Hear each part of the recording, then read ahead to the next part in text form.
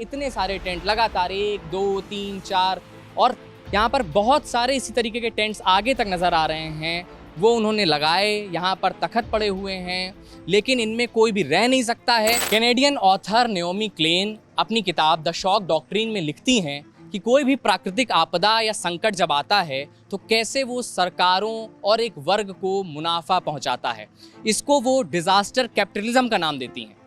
हिंदुस्तान के पत्रकार पी साईनाथ कहते हैं अपनी किताब everybody loves a good drought में कि जब भी कोई बाढ़ आए, सूखा पड़े, ऐसी आपदाएं एक बड़े वर्ग को फ़ायदा पहुंचाती हैं और जो ज़रूरतमंद होता है उस तक पहुंचते पहुंचते सबसे आखिर में सुविधाएं पहुंचती हैं। ये सब मैं क्यों बोल रहा हूं? क्योंकि मेरे बगल में आपको नज़र आ रहा होगा कि ये राहत शिविर यहाँ पर बनाए गए।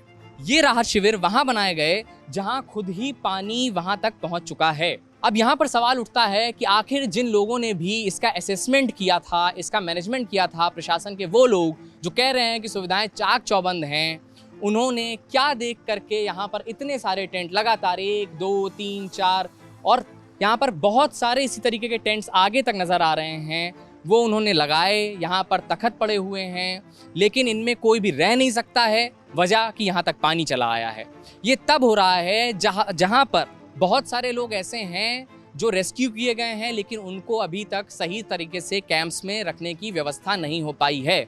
ऐसी भी तमाम सारी खबरें हमारे सामने आ रही हैं। लेकिन इस तरीके की जो आयरनी वाली सिचुएशंस हैं, जो इस तरीके की दृश्य हमारे सामने नज़र आ रहे हैं, ये सवाल उठाते हैं उन तमाम सारे लोगों पर जो कह रहे हैं कि मैनेजमेंट दुरुस्त तरीके से किया जा रहा है, जो कह रहे हैं कि सारी व्यवस्थाएं सुचारू रूप से चल रही हैं, फिर यहाँ पर टैक्स पेयर का पैसा इस तरह से क्यों बर्बाद किया जा रहा है? ये सवाल तो उठता ही है।